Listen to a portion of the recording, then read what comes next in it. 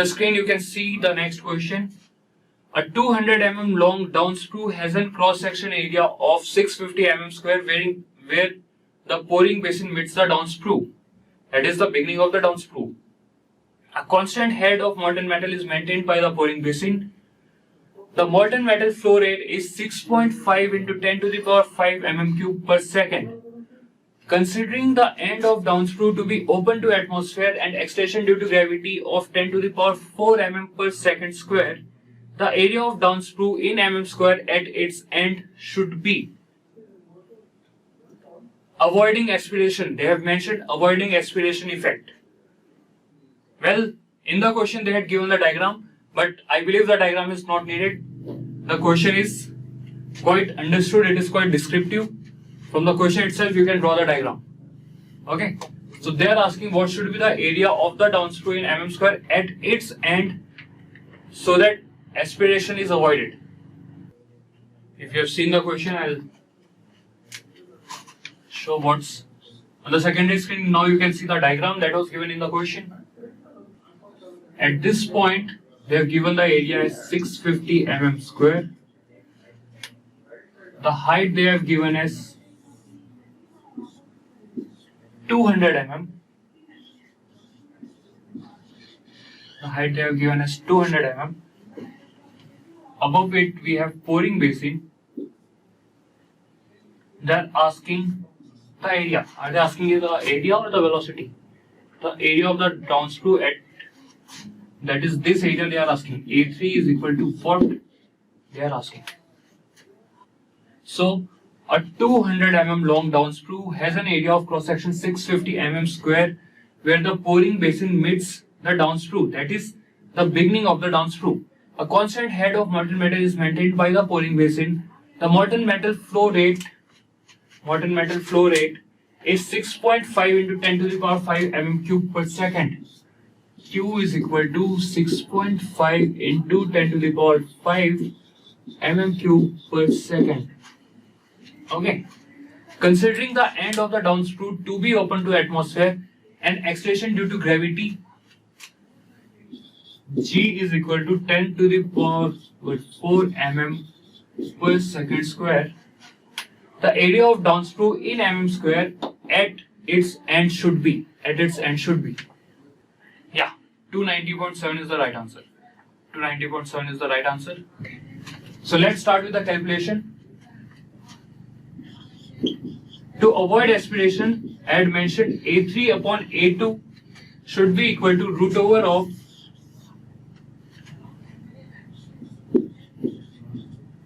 H2 upon H3. Root over of H2 upon H3. So this is A2, this is A2. A2 is given.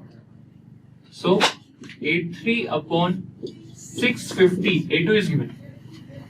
So A3 upon A2, A2 is 650 is equal to H2. H2 we don't know. Upon H3. Again, H3 will be equal to this total height.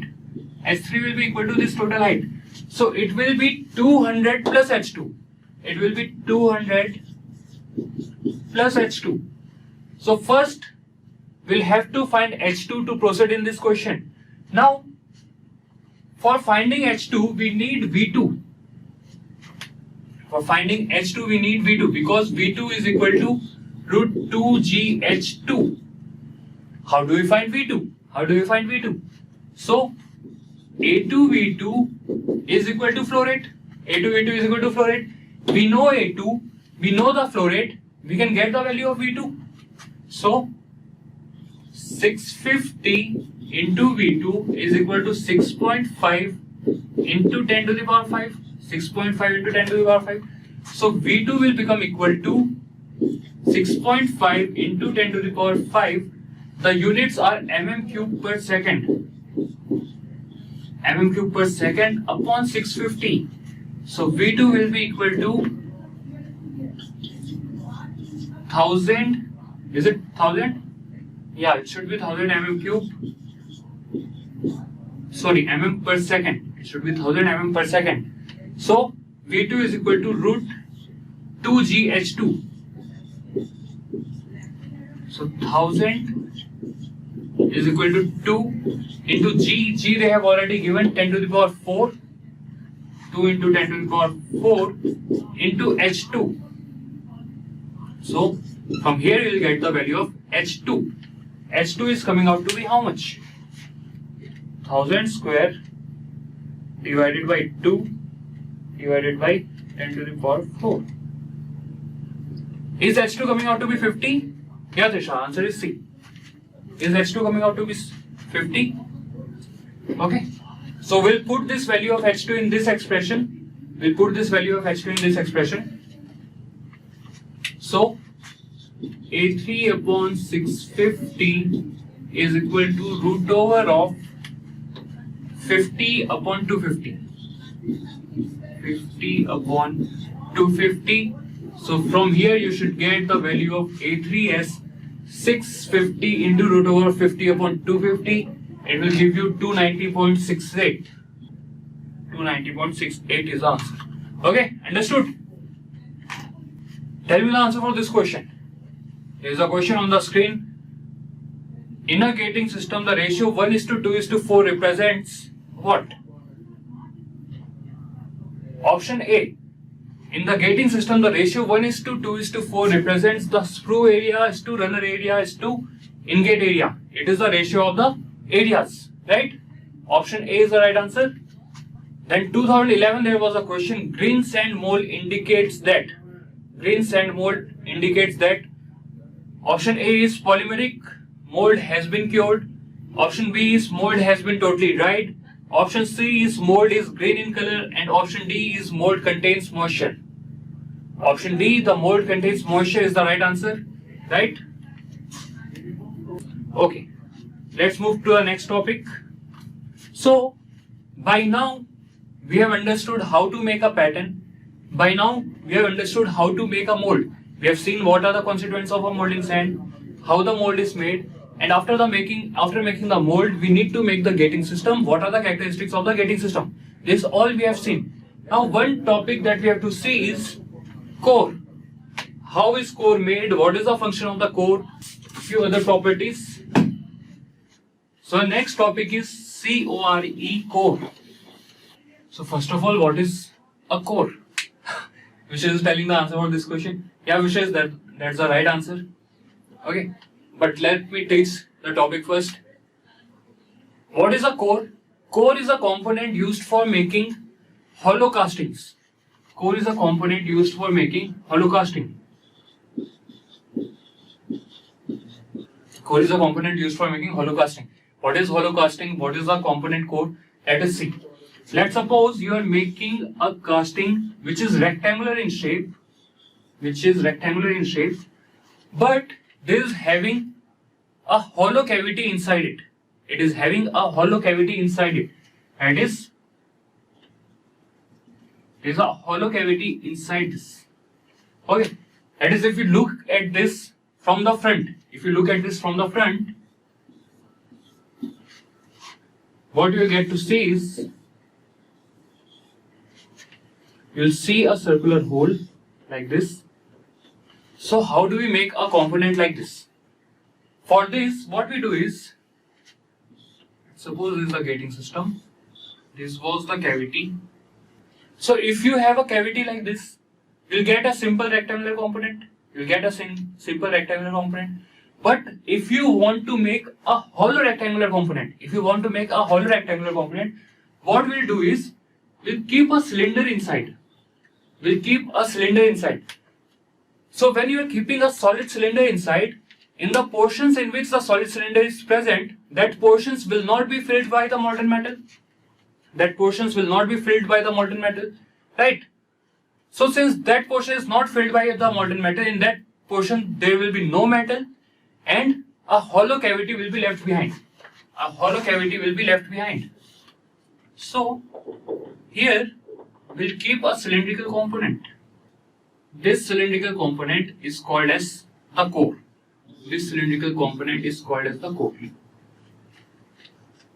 Okay. So this core will prevent any molten metal from entering this cylindrical portion. Since no molten metal is entering this cylindrical portion, at the end the core will be broken and here a hollow cavity will be left behind.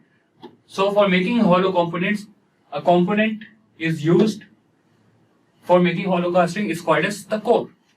Okay. Now in the pattern, in the definition of the pattern, we had written the design of the pattern is slightly different from the design of the casting because of the pattern allowances and because of the core print. What is core print? So inside the cavity we give some space where we keep the core. We give some space where we keep the core. This portion is called as core print. This portion is called as core print. So core print is a portion inside the cavity on which you can put the core. Okay. So this is core print. Any doubt till now? Yeah. Core print is provided on the pattern. Since it is provided on the pattern, it will become a part of the cavity, and since it becomes a part of the cavity, it will be present in the mold.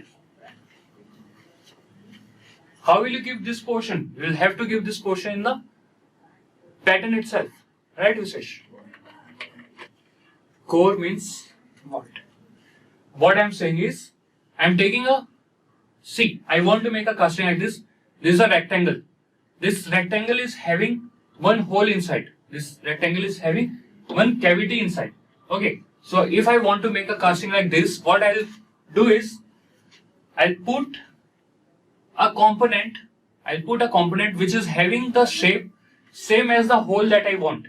Which is having the shape that is same as the hole I want inside the cavity.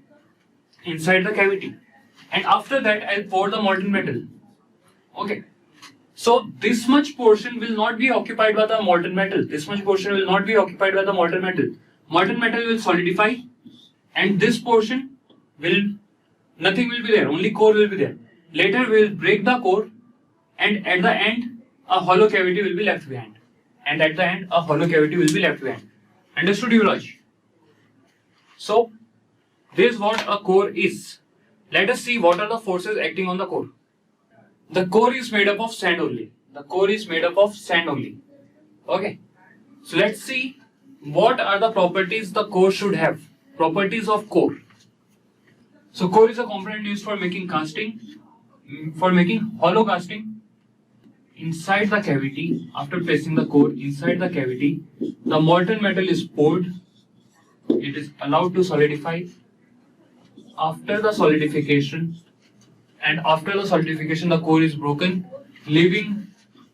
So this is the core.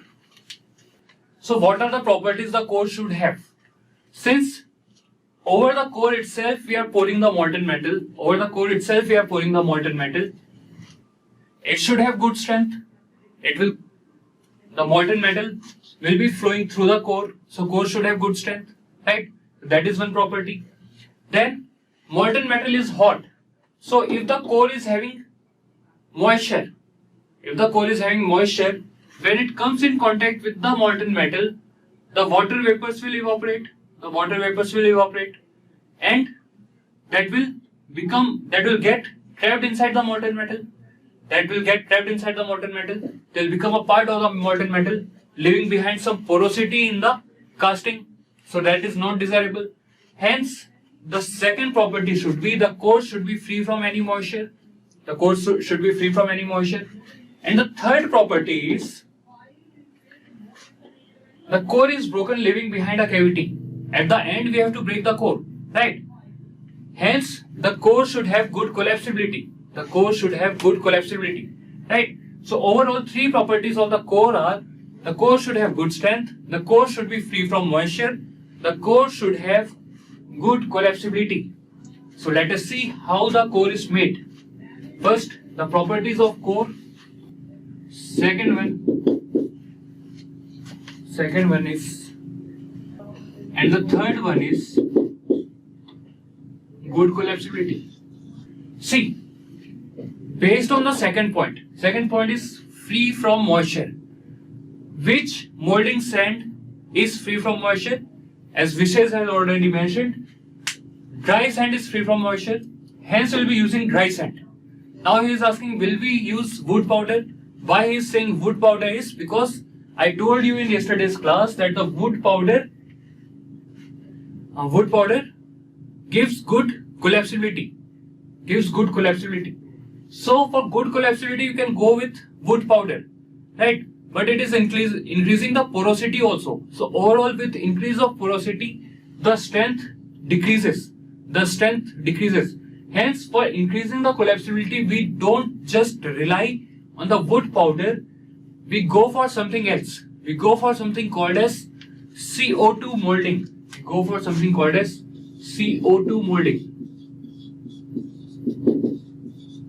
So what is CO2 molding? I'll tell you. You can see here the good strength and good collapsibility both are like opposite properties. So how do we make something which is having good strength but having good collapsibility also? So for that we go for something called as CO2 molding. What happens in CO2 molding is we take a box, we'll take a wooden box just like the flask we used for making the molds. Inside this flask we'll put the dry sand.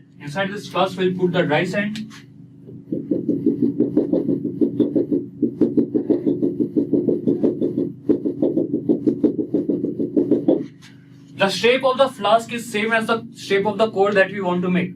The shape of the flask is same as the shape of the core that we want to make. The flask is also called as core box. Flask or core box. It is having the shape similar to the core that we want to make. Vishesh, please wait. That's what we are going to use. You are exactly right. So here along with the dry sand, we use sodium silicate. Along with the dry sand, what is the purpose of this sodium silicate? So inside in the mixture we have dry sand plus sodium silicate. Now through this mixture will blow the carbon dioxide gas. Through this mixture will pass carbon dioxide gas. So what happens is this carbon dioxide gas reacts with the sodium silicate. The carbon dioxide will react with the sodium silicate and it will give us a silica gel. CO2 plus sodium silicate. It will give us a silica gel. And what will happen with the silica gel? This silica gel is having good strength for initial few hours. So during that time we'll do the entire casting process. Okay. But after that time, after like initial 3-4 hours, the silica gel starts decomposing. So when the silica gel starts decomposing, the core will start to break itself. So after initial 3-4 hours, when you have completed the casting, the core will break itself. We will not have to apply any external force for breaking the core. Hence, by using CO2 molding, we are able to get both. What both? We are able to get good strength also, we are getting good collapsibility also. Okay? Understood, Visesh? The silica gel is having good strength for initial few hours, but after that it starts decomposing. Okay? Silica gel absorb moisture also. This is Kaushik. Kaushik, there is no moisture present here. There is no moisture. We are using dry sand. There is no moisture only.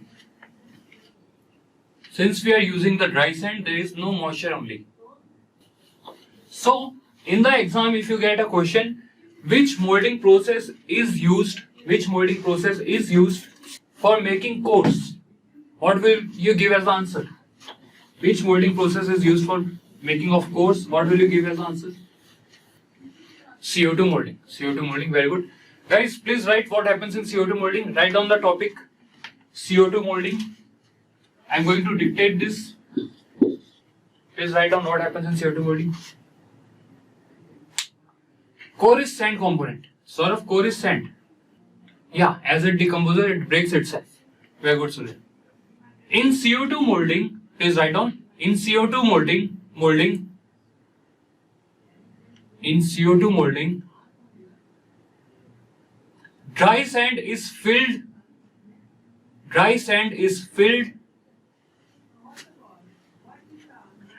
inside the core box.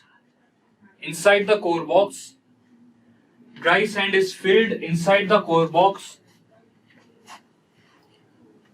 along with sodium silicate. In CO2 molding, dry sand is filled inside the core box along with sodium silicate. And after that, carbon dioxide gas is blown through the core box. Carbon dioxide gas is blown or passed through the core box. Carbon dioxide gas is blown or passed through the core box. The carbon dioxide reacts with sodium silicate.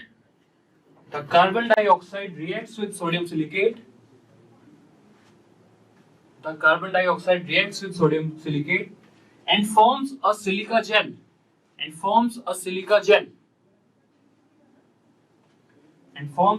gel. This silica gel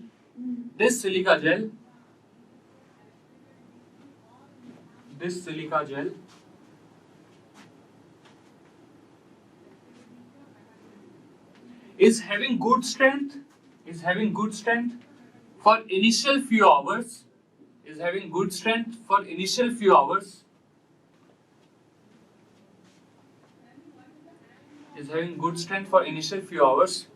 And after that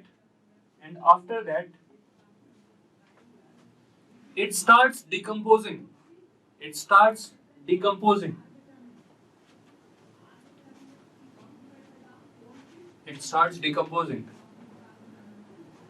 When the silica gel decomposes, sorry, I don't know the chemical formula of sodium silicate. It's this much theoretical question they don't ask for mechanical gate. Okay. When the silica gel decomposes,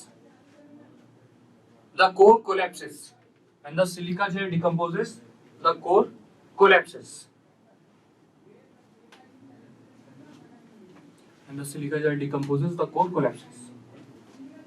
Now let us see what are the forces acting on a core.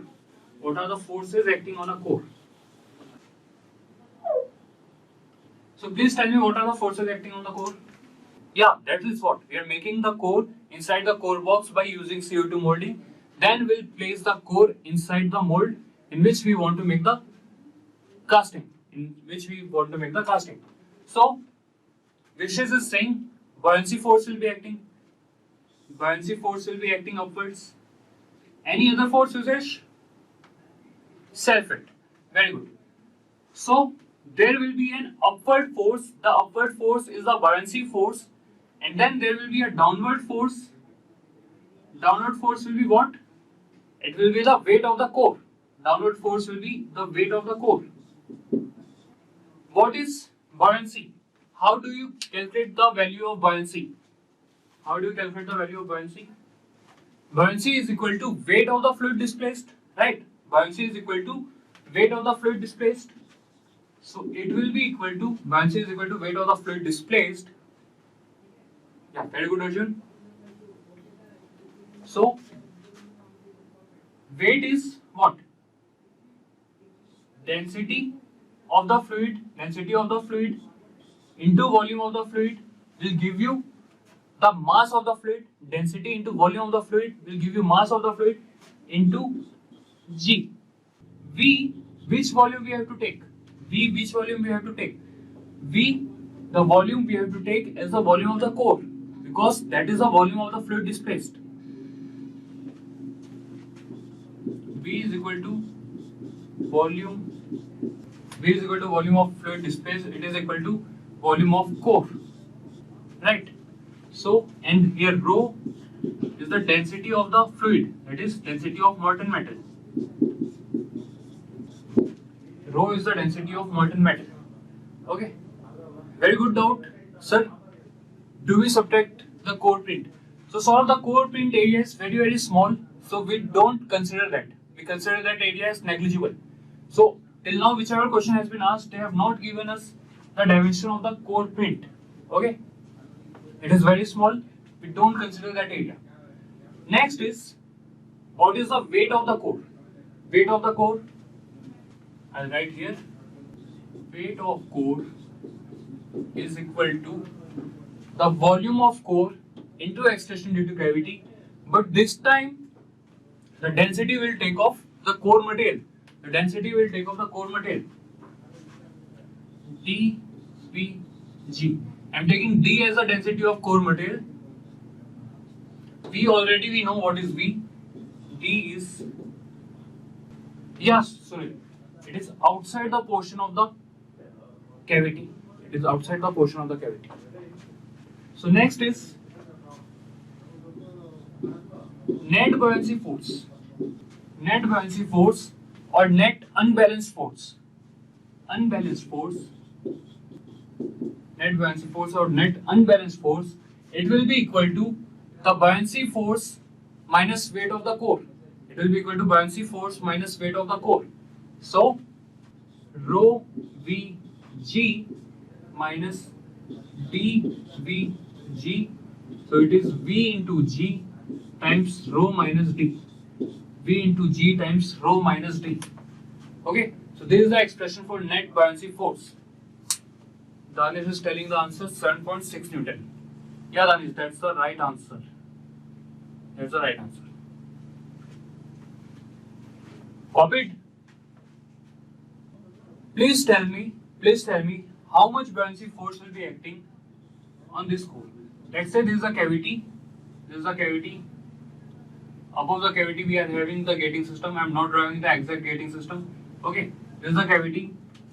Inside we have the molten metal. Wait, let me first place the core. This is the core, C-O-R-E. This is the core. Here I am pouring the molten metal.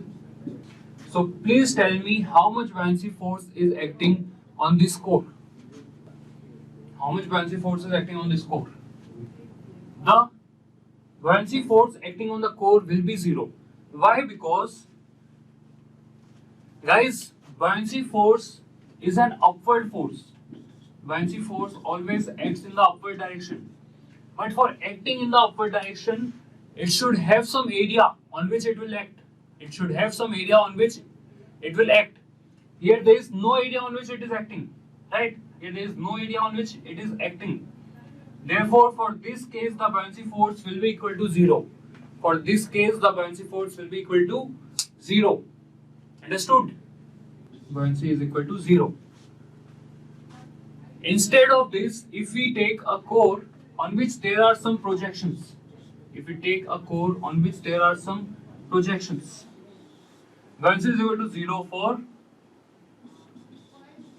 vertical cores without any projection.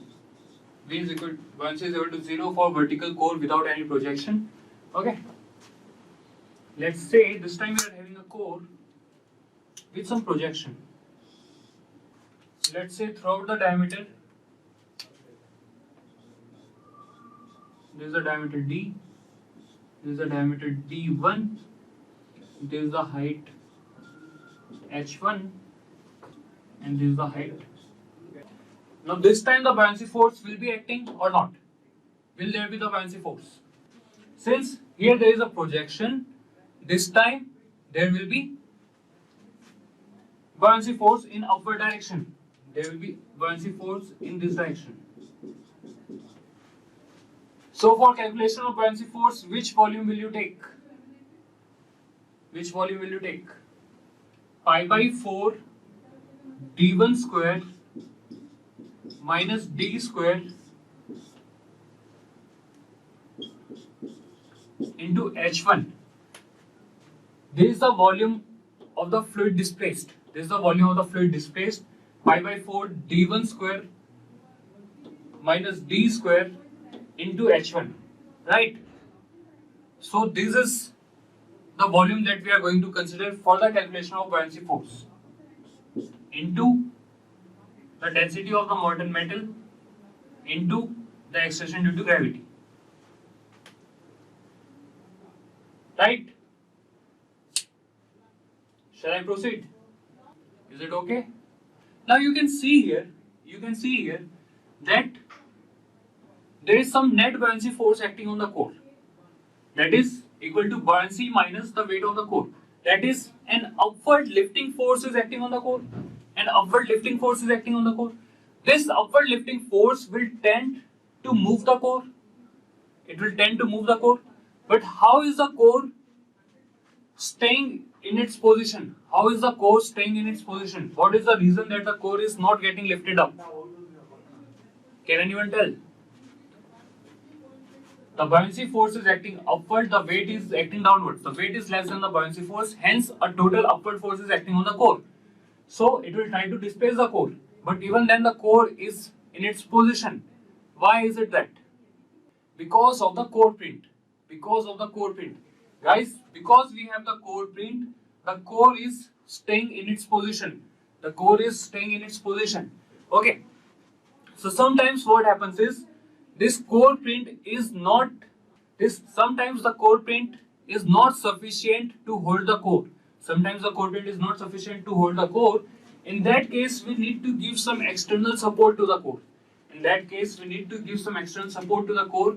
How do we do that is, we'll take metallic plates here. We'll keep the metallic plates. Okay. So even if the core is trying to get lifted up, these metallic plates will not allow the core to get lifted up. These metallic plates will not allow the core to get lifted up. Okay. So these metallic plates which are supporting the core, they are called as, do you know the name? What they are called as? They are called as chaplets. They are called as chaplets. So the function of the chaplets is to give external support to the core. Now the next doubt students have is, sir, how do we remove the chaplet? Sir, how do we remove the chaplet? So students, we don't remove the chaplet. The chaplet becomes an integral part of the casting. It is not removed. So when the chaplet is becoming an integral part of the casting, what should be the chaplet material? The chaplet material is same as the material of the molten metal. And the chaplet surface is thoroughly cleaned. So that proper bond formation takes place between the molten metal and the chaplet. Okay? Can weight of the core be more than buoyant force? When to rely on core plates only and when to use chaplet? First, I'll answer Saurav's question. So the chances of weight of the core being more than the buoyancy force are very, very less. The reason is, in the buoyancy force, density of metal is coming, right? In the buoyancy force, density of metal is coming, and in the weight, the density of core is coming. Density of core. What is core? Core is made up of sand. So density of sand is always less than the density of the metal. Mostly it is less than density of the metal. Therefore, the chances of weight being more is less. Then why to rely on the core prints only? Vishesh, that data we take from the casting data book. Like, if this much area of core print is available, how much load it can support, that value we will have to take from the casting data book. So once you have calculated how much load it can support, then you will calculate the unbalanced force. If the unbalanced force is more, you will be going for the chaplet. Okay. So what is a chaplet? The metallic component. Material is already metallic. Metallic component. Chaplet is a metallic component used for giving external support to the core. Yeah, Saurav, that's a very valid point. Chaplet will have some effect on the directional solidification. Because the chaplet temperature is room temperature. When the molten metal comes in contact, it will lead it will change the direction of solidification. So that care we have to take while putting the chaplet. An integral part of the casting, chaplet material. So chaplet is a metallic component used for giving external support to the core. It becomes an integral part of the casting. Chaplet material is same as that of the casting material. Please copy this